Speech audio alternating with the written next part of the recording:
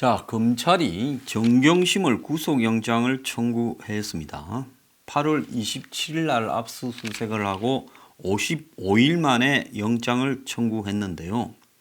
영장에는 업무방해, 위계에 의한 공무집행방해, 허위작성 공문서 행사, 공문서 행사가 들어갔습니다. 그러니까 서울대 같은 국립대학, 부산대 같은 이런 데다가 넣는 데는 이 공문서가 되겠죠.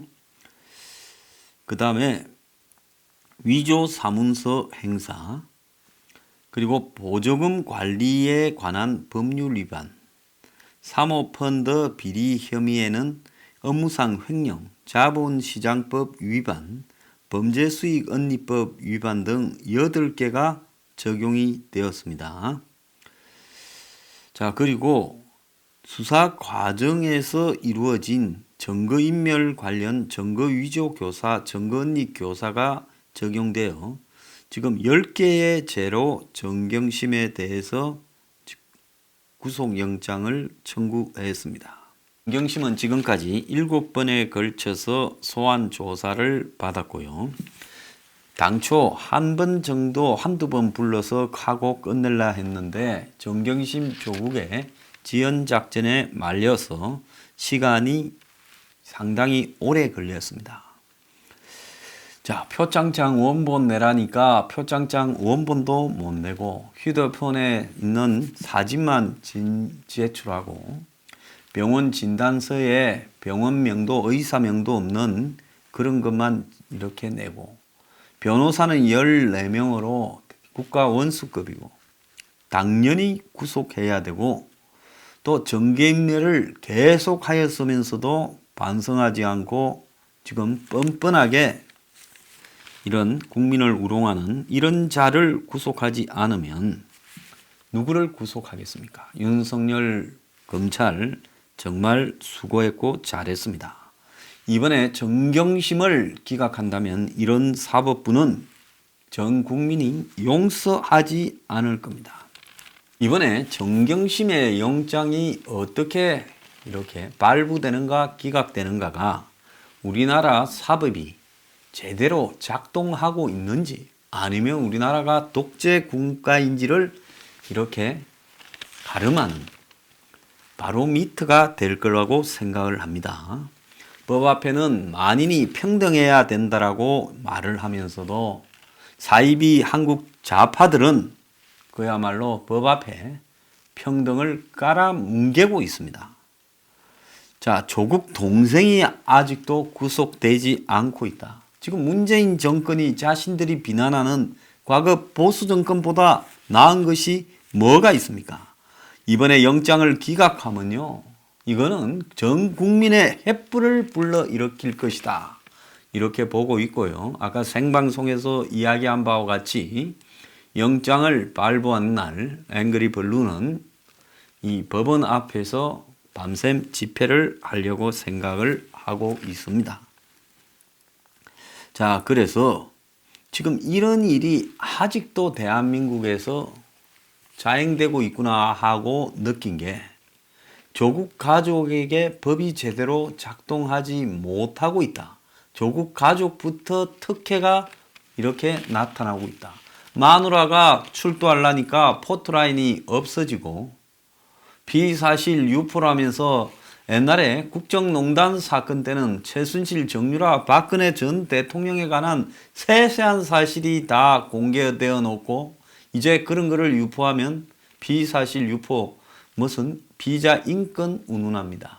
그러면서 검찰개혁해라고 조국 가족 수사에 대해 문재인이 직접 나서 검찰을 협박합니다.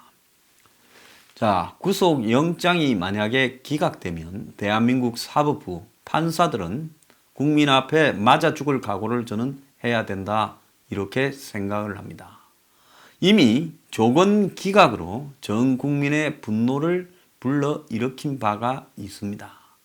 이제 정경심까지 만약에 영장을 기각한다면 이 나라는 이제 독재다. 이렇게 보면 되는 거고요.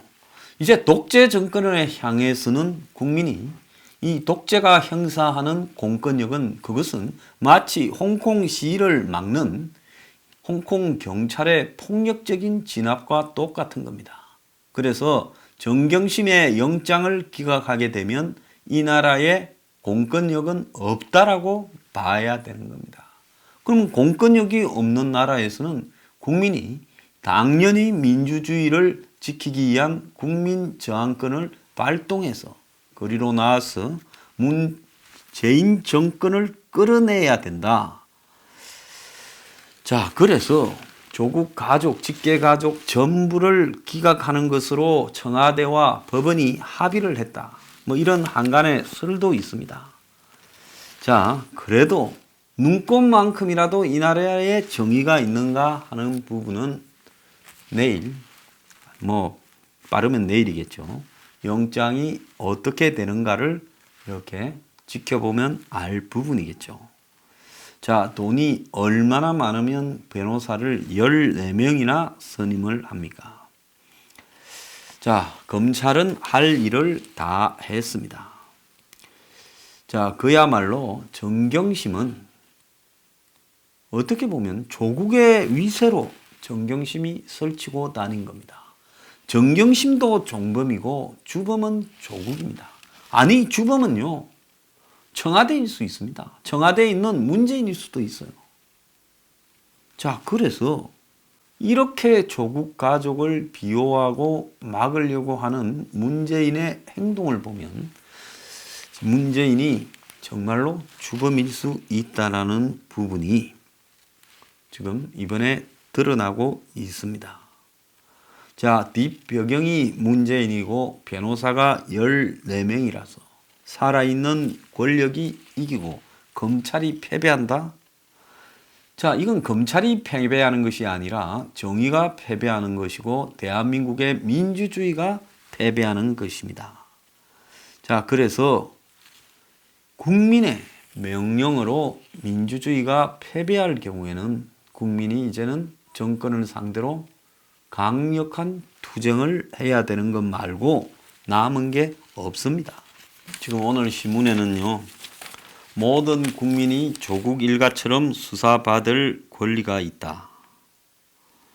자, 조국 앞에서 지금 공개 소환이나 포토라인이 없어졌습니다. 전직 대통령들도 공개 소환 포토라인이 있었는데 조국 앞에서 없어져 버렸습니다. 자, 피의자 권리 유포 사안도 없어져 버렸고요. 법원이 조국 가족에게 집에 대한 압수수색 영장, 그 다음에 휴대폰에 대한 압수수색 영장, 계좌 추적에 대한 영장을 번번이 기각시키고 마지못해 거듭된 청구 끝에 세 번째 집만 압수수색을 허락했습니다. 또 조국 동생 조건에 대한 영장 기각에는 특정경제 가중처벌법상 배임수재 증거인멸 교사를 한 사람이 불구속된다라는 것을 이례적으로 보여줬습니다.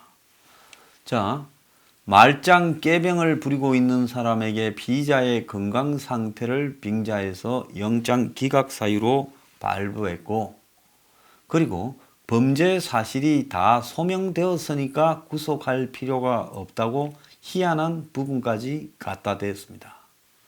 자, 이런 식으로 본다면 대한민국의 이제 국민들 중에 잘못을 저지르고 구속영장이 청구되었을 때 조국 가족 같은 기준이 적용되는지, 조국 가족이 피의자의 인권이나 권리를 굉장히 향상시킨 공로가 분명히 있다라는 겁니다. 지금 이 정권은 윤석열 검찰을 통제하려고, 자, 윤석열 같은 검찰이 다시 나오지 않게 하려고 공수처가 마치 검찰 개혁의 특효약인 듯 이야기를 하고 있습니다. 만약에 공수처가 있었다면 조국 수사가 진행이 될 수 있었을까요? 공수처로 보내라 해가지고 유야무야 이렇게 시켰을 거라고 봅니다. 자, 이인영이는 윤석열이 총장이 될 때 솔직히 저 칼이 우리를 향할 수 있었다고 생각을 했다는데, 자, 그래서 공수처로 만들어서 이제 저런 칼을 없애려고 하는 겁니까? 공수처는요, 그야말로 정치 권력이 반대 세력을 숙청하는 부분을 국가 기구라는 어떤 명분을 통해 완전히 제도적으로 관행화할 필요가 있다라는 문재인의 생각에서 나온 겁니다. 자, 앞으로 싫은 놈이 있으면 저놈 숙청시켜. 이제 저놈 숙청시켜. 그래서 과거 스탈린이나 김일성 시대에서 볼만한 일들이 한국에서 이렇게 관행화되는 거죠. 자, 윤석열이 공수처를 찬성했다 하는 이야기가 한간에 있는데 그거는 그게 아닙니다.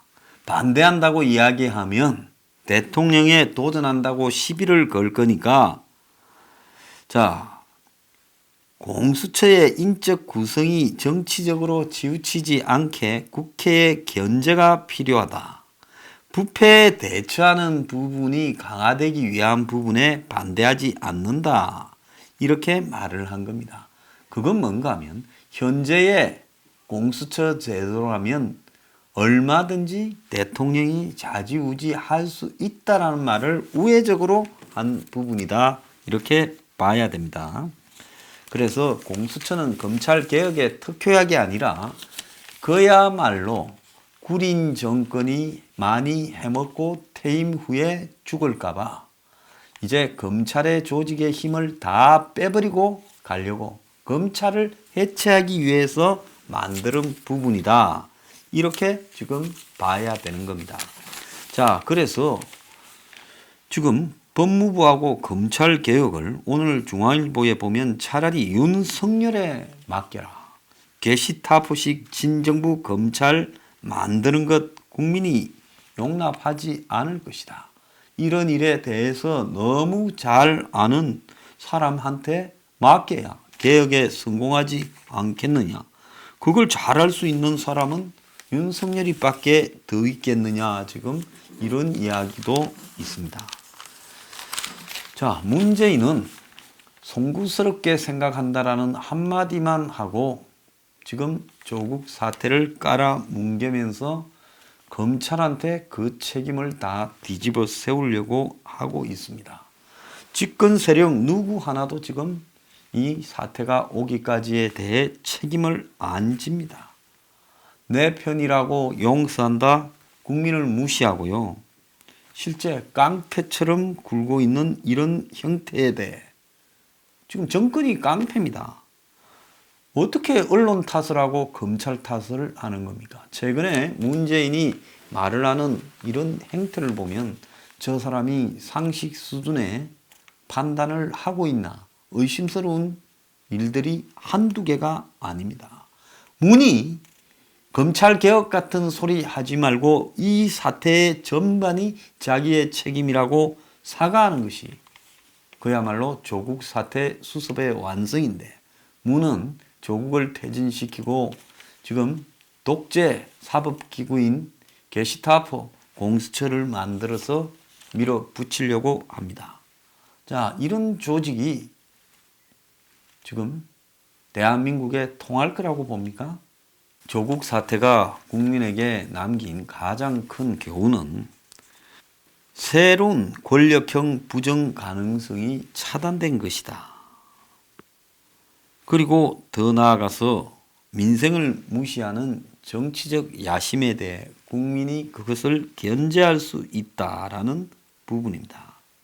조국 사태는 우리 사회 엘리트들의 속물적 욕망과 위선에 받아 진영의 논리 이런 것을 드러냈다고 어제 중앙일보 칼럼은 이야기를 했습니다.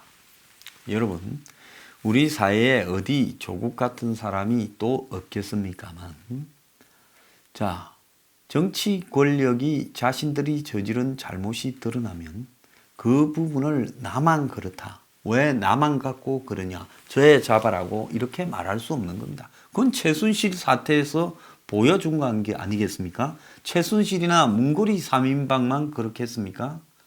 수두룩하죠. 김대중 노무현 정권 때는 없었겠습니까?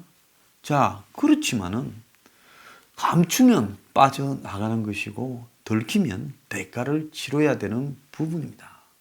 여태까지 대한민국의 법은 어쩔 수 없이 모든 것을 다 색출해내지는 못했고 그 중에 일부라도 이런 식으로 드러나면 그것이 대통령도 물러가게 하고 그리고 전면적으로 책임을 져야 되는 쪽으로 작동을 한 겁니다. 정말로 경악스러운 것은 조국이 최순실 사태를 겪고도 거기에서 가장 앞장서서 돌을 던졌는데 문재인은 그걸로 대통령이 되었는데 그런 것을 겪고도 아무것도 변하지 않았다는 겁니다. 뻔뻔함, 속물섬, 부패, 그리고 국가의 기구를 사유화하는 것. 이런 부분에서 이번에도 이게 나라냐. 아니 이제 회사까지 세워가지고 해먹습니다. 차라리 재단이 낫지요. 너들은 정말로 너무했어. 진짜 국민에게 모욕감을 줘서 이렇게 말을 할 수밖에 없는 겁니다. 자, 이제 정경심 조국까지 구속시켜야 지금 우리가 그래도 마음의 위안을 얻는 겁니다. 정경심 영장 심사하는 날 밤을 새워서 싸웁시다, 여러분.